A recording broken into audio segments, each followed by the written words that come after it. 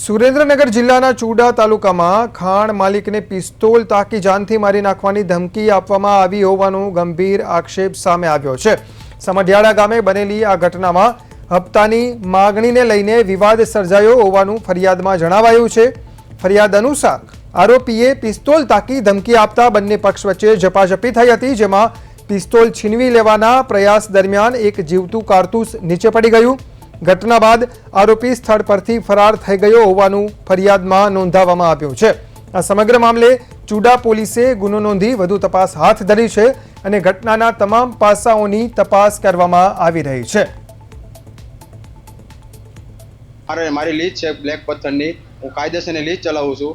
એમાં રાત્રે 8 તારીખના રાત્રે 12:30ના સમયે મહેતાજીનો મારામાં ફોન આવેલો। હું ઘરે હતો કે આ રીતના એક અજાણ વ્યક્તિ રસ્તો બંધ કરાવવામાં આવે છે, ગાડી ઊભી રખાવી મારી। ત્યાં હું સ્થળ ઉપર પહોંચ્યો એટલે સીધી મારી ઉપર પિસ્તોલ કાઢી મને જાનથી મારી નાખવાની કોશિશ કરી। એટલે મેં હાથમાંથી લઈને ઝપાઝપી કરીને 112ને ડાયલ કરીને ચૂડા પોલીસ સ્ટેશનમાં મેં ફરિયાદ નોંધાવી છે। શું બાબત ગાડી ઊભી રાખી? બસ પૈસા ખંડણીમાં બાબતે